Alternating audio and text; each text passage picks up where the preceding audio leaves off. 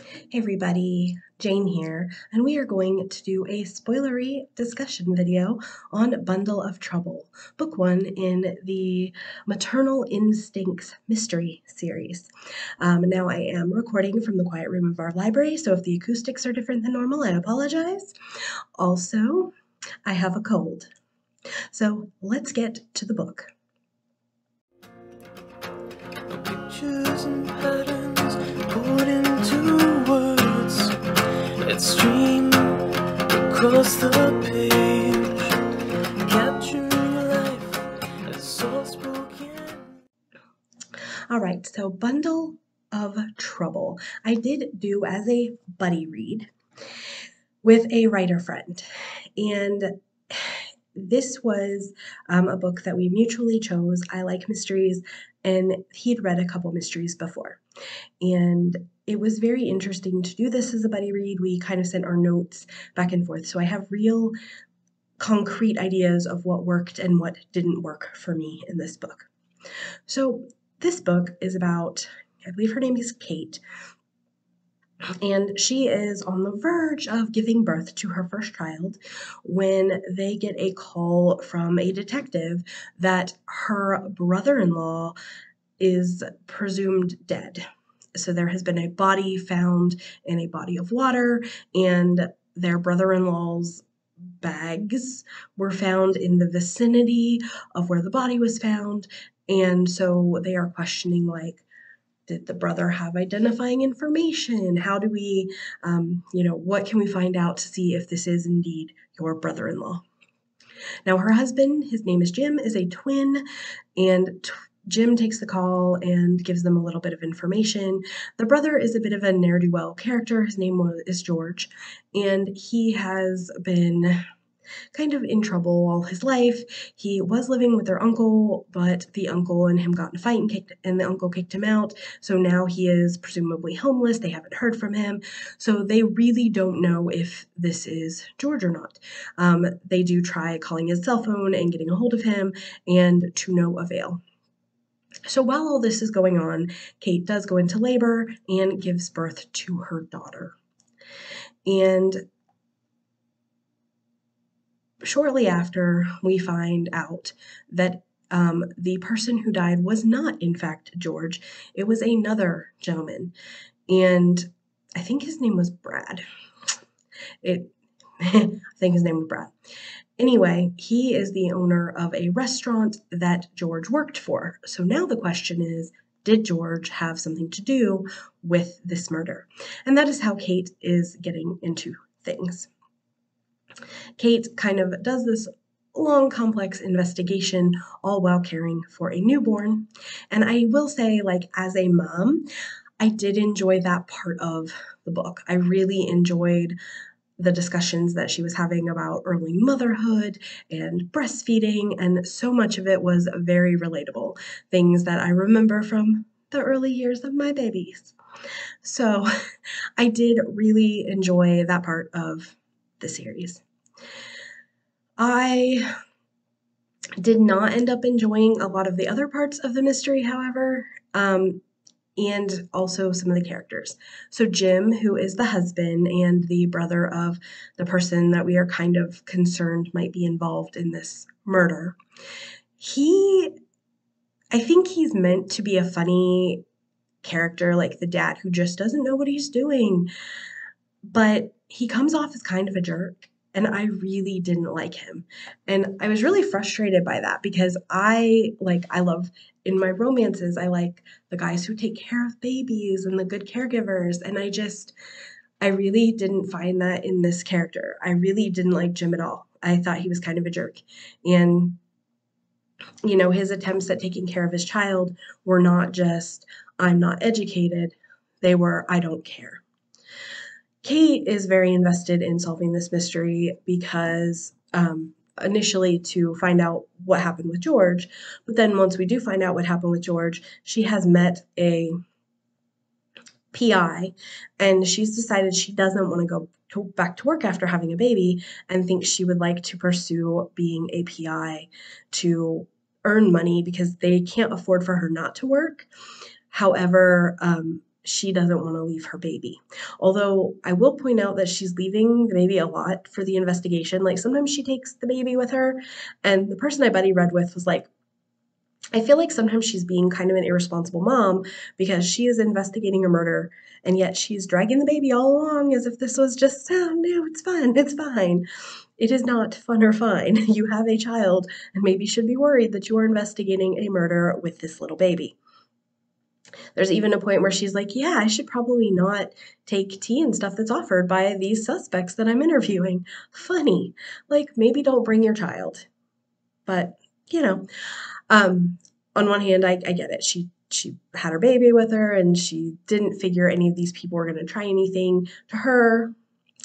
So I got it, but I do agree with my friend that, yeah, maybe she wasn't being the most responsible parent that she could be.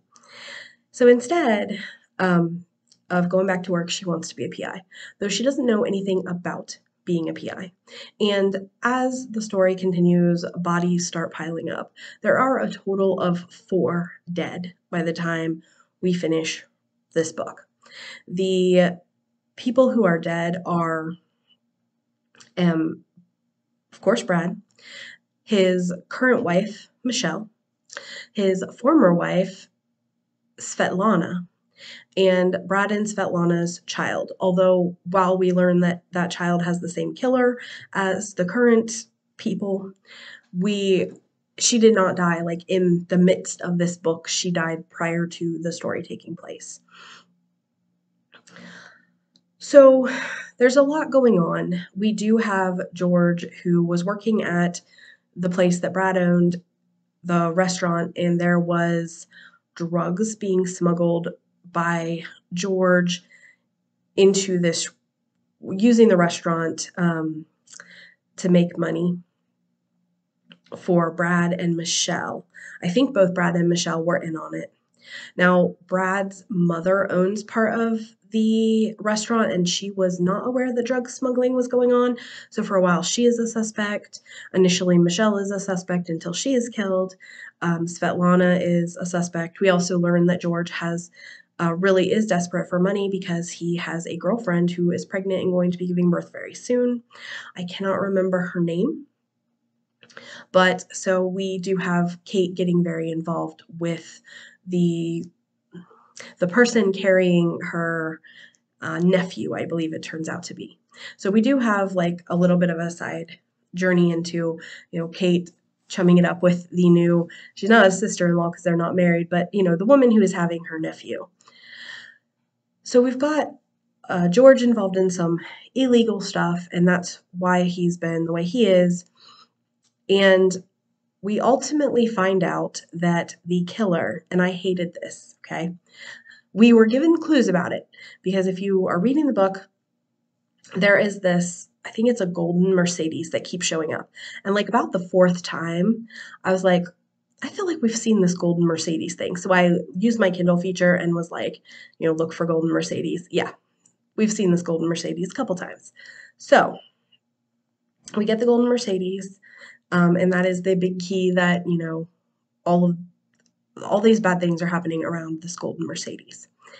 It turns out Brad's sister-in-law, and I don't remember her name now because this book, the end, made me mad.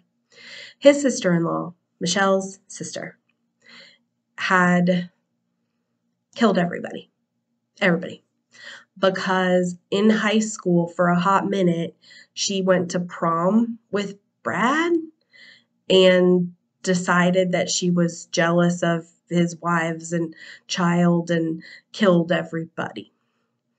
And like, while this is totally irrational to begin with, then the book is just like, oh, she's just crazy. And like, here's the thing. I really hate that. I hate that on so many levels. I hate it because, number one, like, this is 20 years later. These people are not fresh out of high school. These people are 30 years old.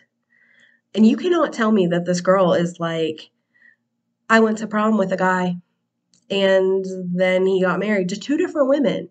I murdered his baby so that he divorced the first woman. But then instead of coming to me, he came to my sister. So then, she and him had a fight, and instead of coming to me, he went and was trying to be with some other woman. So I murdered everybody. It's like, that is really crazy. And like, I feel like there wasn't enough buildup for this lady as this level of crazy, because you got to be a psycho at that point. And like, it's not even logical. So that whole thing did not work at all for me as the big reveal. Like, it is not a good reveal to me that, girl was just crazy and killed everybody. So I ended up at the end of the day giving this book a 3 out of 5. I don't usually give 2s or 1s. And the reason is, to get a 2 or 1 in my book, the book has to do something that is wrong. Like, 1 to me is a book that is pretty close to unreadable. I don't get those very often. Every now and then you will get something that really is just absolutely trash and unreadable. I don't think this was unreadable, and I don't even necessarily think this did anything so bad that I can classify it as a 2, but it's an extremely low 3. It is probably as low of a 3 as we can go, because while I did appreciate and like all the motherly stuff with Kate, I hated Jim. I didn't understand why she was with him. A lot of the humor is on his poor parenting, and the humor did not hit for me at all, because it's like, he literally at one point calls his baby a crybaby. And I'm like, what is wrong with you? You have like your baby's not even 6 weeks old yet, you know? And he's all like clueless. And I will tell you, like, the person I buddy read with was a guy. And so there was like one point where Jim, the father character, does this thing, and he was like in the buddy read, he's like, well, he's kind of trying, right? Listen, guys, my partner is a stay-at-home parent. He's a man. If he can figure it out, because he is not a man that would typically, like, nobody was pegging him to be a stay-at-home parent. When I told my parents that he was staying home to raise the kids, they were like, have you lost your mind? He is the least qualified man in the history of men to stay home and parent children. Turns out he figured it out. He was willing to learn, and he and my kids have a good relationship, and he's a really good dad. This Jim guy, he don't have no excuses, and I do not like him at all, because I didn't feel like he was even trying, and I thought he had a bad attitude about all of the stuff. The humor didn't hit because a lot of it was just, see how horrible and stupid Jim is as he tries to parent, and I hated that. The mystery, all of the good suspects, all of the stuff we were seeing for a very, for me, unsatisfying conclusion of girl was just crazy. She went on one date with this dude, was in love with him in high school, and 20 years later decides to murder not only his child, but him and his 2 ex-wives, or his current wife and his ex-wife, one of who is your half-sister. Yeah, was not working for me. Was not working for me at all. Now, I will tell you, this book has pretty decent ratings. So even though it didn't work for me, it may really work for you. You may not mind that the mystery is kind of meh. You may be more accepting of Jim and his little foibles as a father. And you may also appreciate Kate's conflicts as a mother of, I want to be with my baby, and I'm a new mom, and I'm learning how to breastfeed, and I'm learning to try to do all the mom stuff. That might be enough for you to really enjoy the series. It wasn't enough for me to want to continue on. So I don't think I'll be reading anymore in this series, even though I can understand why some other people might really like this. It just was not for me. I do think that the person I buddy read it with had a little bit of a better time with it than I did. Again, they are a man, so I think some of the parenting stuff, they are a man without children. So I think some of the parenting stuff may have felt different for them. And if you are not a parent, it may fall different for you as well. But yeah, this book was kind of didn't hit quite right for me. So 3 out of 5. I was kind of disappointed, will not be continuing. Have you read Bundle of Trouble? If so, did you agree with me? Are your feelings a lot different? Did the humor hit better for you? Also, if you've read the whole series, tell me a little bit about, does Jim get better? Do the mysteries get better? Are they still so outlandish? Is there anything that would make you think I should continue on the series. Is this maybe just a first book that's not very strong, but it gets better? Tell me all your comments in the comment section below. Also, if you have other mysteries that involve moms and involve like a mom trying to figure out how to be a mom amidst doing the whole mystery thing, please drop those in the comments as well, because I think I really did enjoy that aspect of this. Being a mom is such a special experience, and while it's very different for everybody, there's a lot of similarities. Like there's almost no woman who is a mom who I can't have don't have some commonalities with when I talk to them about like parenting. So I think I would like to read more mysteries that the main character is a mom. Just I think I want the husbands to be better if there are husbands. They don't have to be. And the mysteries themselves to just work a little better. So that's been my thoughts. This has been Jane. Bye.